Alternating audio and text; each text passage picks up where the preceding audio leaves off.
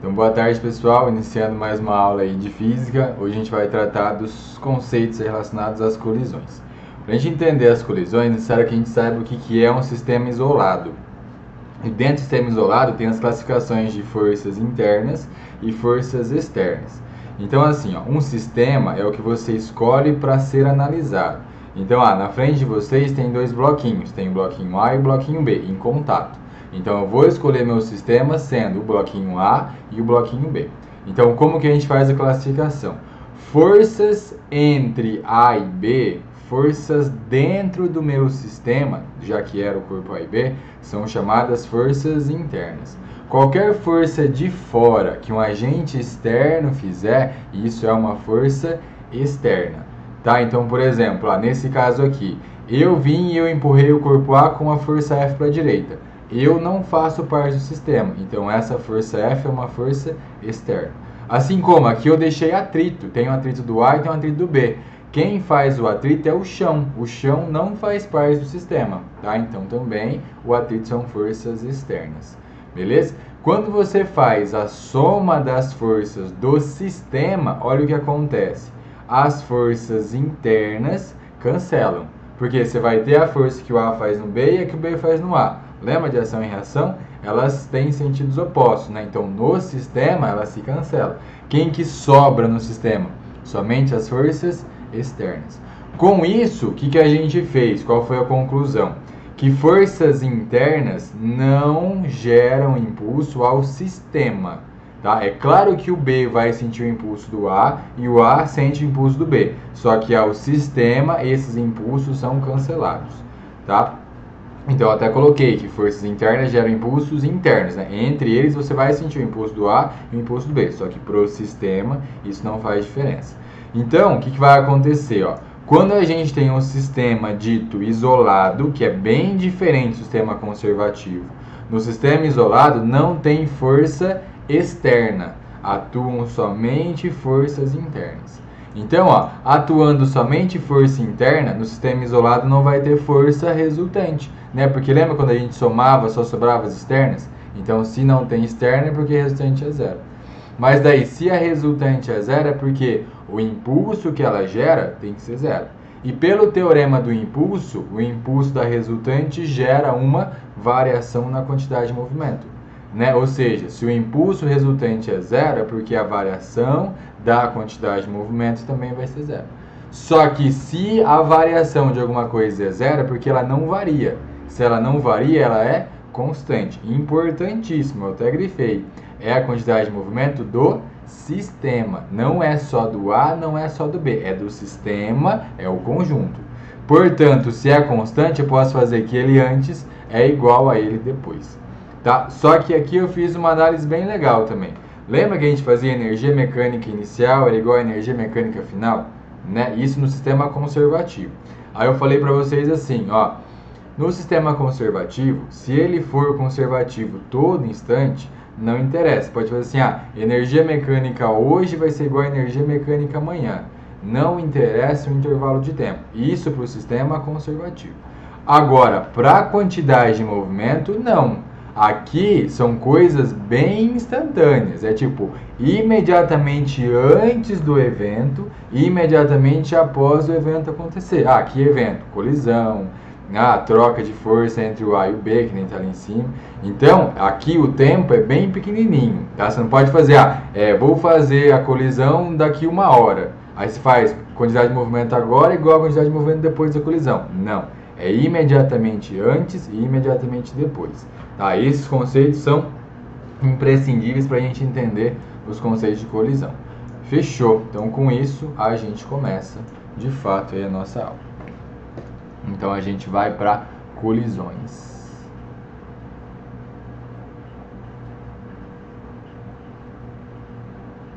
Beleza, a primeira coisa a falar aqui, né? A primeira coisa a entender é o que é uma colisão, qual que é o conceito, né? Então, uma colisão, ela é um evento onde corpos trocam forças muito intensas entre si.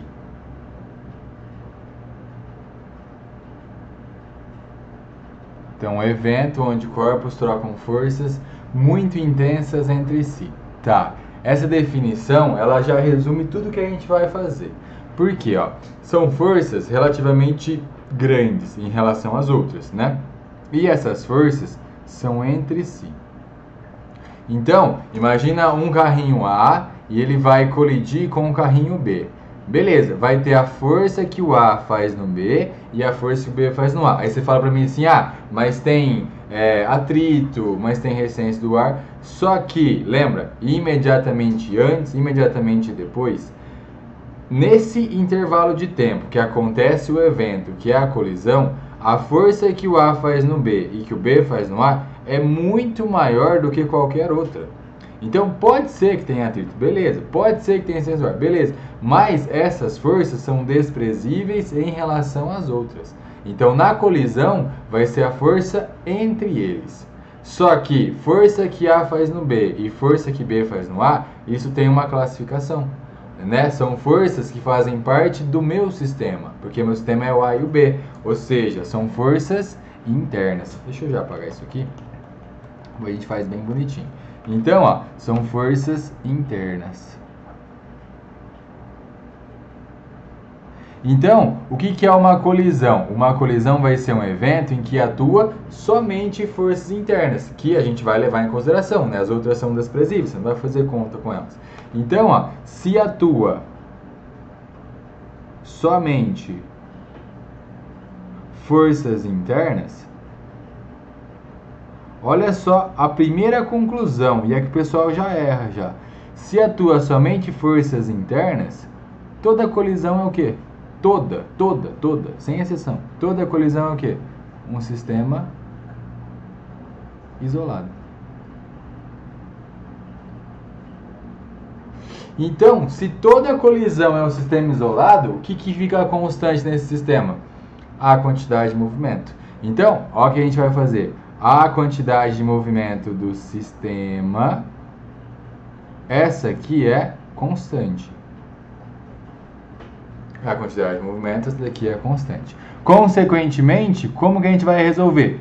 Todas as colisões, não importa, a gente vai definir daqui a pouco. Elástica, inelástica, perfeitamente, não interessa.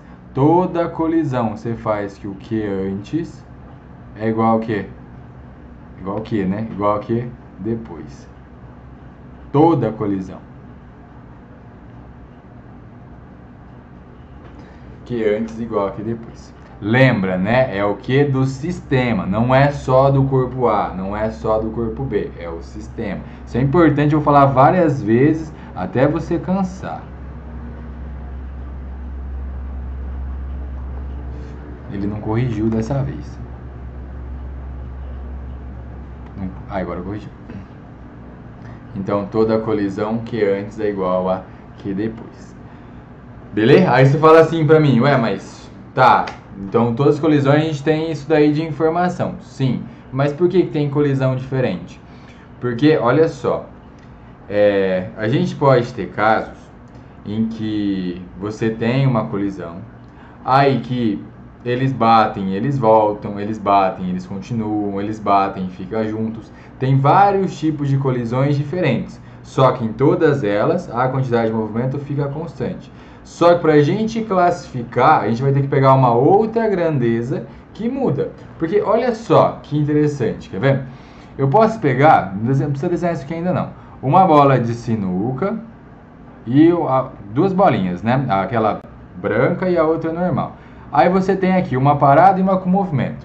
O que pode acontecer? Né? Como essa aqui tem mais massa, a maior possibilidade é que depois da colisão, as duas continuem indo para a direita.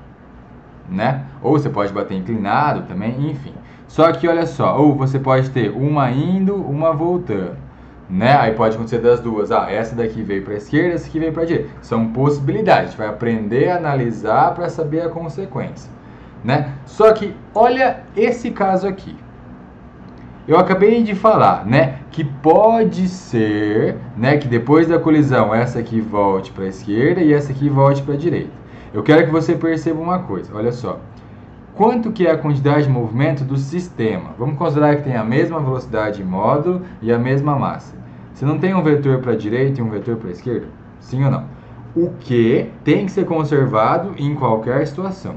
Então você concorda que pode ser que elas batam e que elas voltem? Porque olha só, a quantidade de movimento vai manter a mesma. Você continua tendo um para a esquerda e um para a direita, que é a soma da quanto? Da zero. Só que você concorda que pode acontecer depois da colisão de eles juntarem aqui no meio e ficar parado? Por quê? Porque daí não vai ter quantidade de movimento, igual no sistema inicial. Então, olha só como que a gente pode achar uma grandeza que vai mudar nas colisões.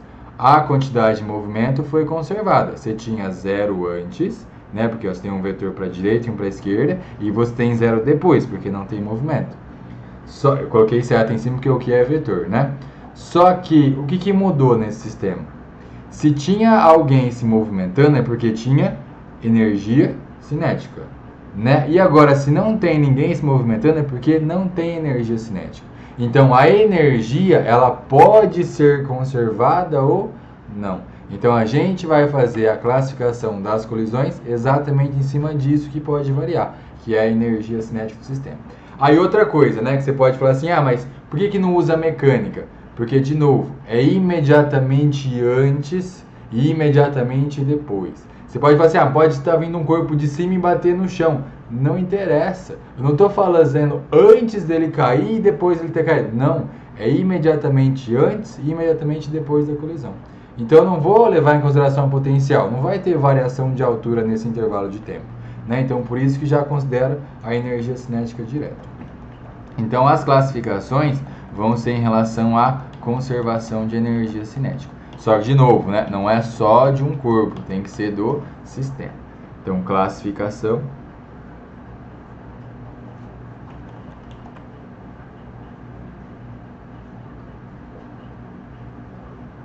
Aí a classificação, ela se dá de acordo com a conservação, ou não, né, de energia cinética do sistema.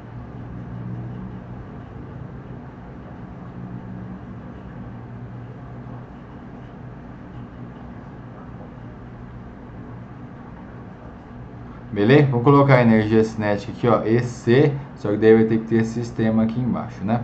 Tem que ser do sistema. Então, a gente vai classificar as colisões em relação a esse fator, em relação a essa grandeza. Beleza? Vou dar uma passada aqui para baixo. Então, ó, as classificações são essas daqui. 1, elástica. 2, inelástica.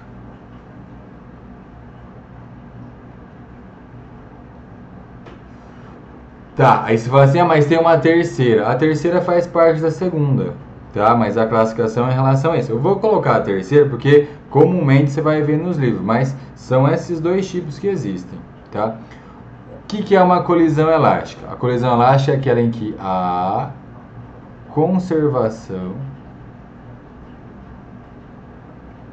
de... Aí, como eu escrevi ali em cima, eu escrevo de novo, né? Energia cinética do sistema. Inelástica, a dissipação de energia cinética do sistema. Beleza, qual que é o terceiro tipo? O terceiro tipo a gente vai chamar de perfeitamente inelástica. Mas aqui que mora um perigo, e é um perigo grande que a galera confunde, a galera marca na prova e erra e fica sem pontos. Porque assim, eu vou escrever perfeitamente inelástica. Aí você vai falar assim pra mim, tá, então se a inelástica há dissipação, é porque a perfeitamente inelástica dissipa tudo. Não, não necessariamente. Por isso que eu falo, são esses dois tipos só de colisão. Aí a terceira, a gente vai chamar, mas vai com calma, ó. Terceiro, tá. Mudou para um triângulo, nada a ver o triângulo. Não, aí, 3. Agora mudou para um quadrado. Quando eu quero que ele corrija, ele fala não, né? Aí a terceira é perfeitamente inelástica.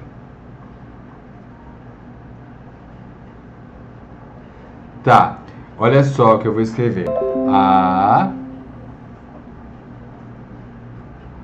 dissipação máxima de energia cinética do sistema. Tá, já começa com essa pergunta que é besta, mas vai. Eu escrevi total? Não. Então você não vai marcar que é total, porque eu não escrevi total e não é esse o conceito. A dissipação é máxima, só que como que eu vou saber se a dissipação é máxima ou não? E é por isso que eu falei, ó, é basicamente dois tipos, é elástico e inelástico, e só a perfeitamente inelástica acontece dissipar a maior energia possível. Pode ser que seja toda, mas não necessariamente seja. Mas o que define é essa palavrinha aqui, ó, perfeitamente, e para ser a máxima é que os corpos ficam, aí vem a palavrinha que muda tudo, ó, juntos após a colisão. Os corpos ficam juntos após a colisão. Eu tenho certeza que tem gente se coçando agora, falando assim, eu já vi de forma diferente as classificações. E eu te garanto que essa é a classificação mais correta que existe. Mas pode ser que um vestibular coloque, né, uma nomenclatura que é relativamente mais antiga. Que é o quê? Você pode chamar, agora vamos lá por partes. Você pode chamar a elástica de perfeitamente elástica, mas é a mesma coisa. Elástica e perfeitamente elástica é a mesma coisa. Agora, olha só, quando você usa a nomenclatura de perfeitamente elástica para elástica, você concorda que você pode chamar a inelástica, que é aquela que tem dissipação de aquela que quase conservou, aquela que perdeu um pouquinho, aquela que parcialmente, que quase foi elástica, sim ou não? Então, você também pode, mas é a mesma coisa, de parcialmente elástica. Mas que nem eu falei, a nomenclatura mais atual, a nomenclatura mais usual é essas três aqui, ó, elástica, inelástica e perfeitamente elástica. Aquela de baixo ali é essa sempre, tá? Essa não muda. No lugar do perfeitamente pode aparecer completamente, pode aparecer totalmente, é qualquer palavra que signifique perfeitamente.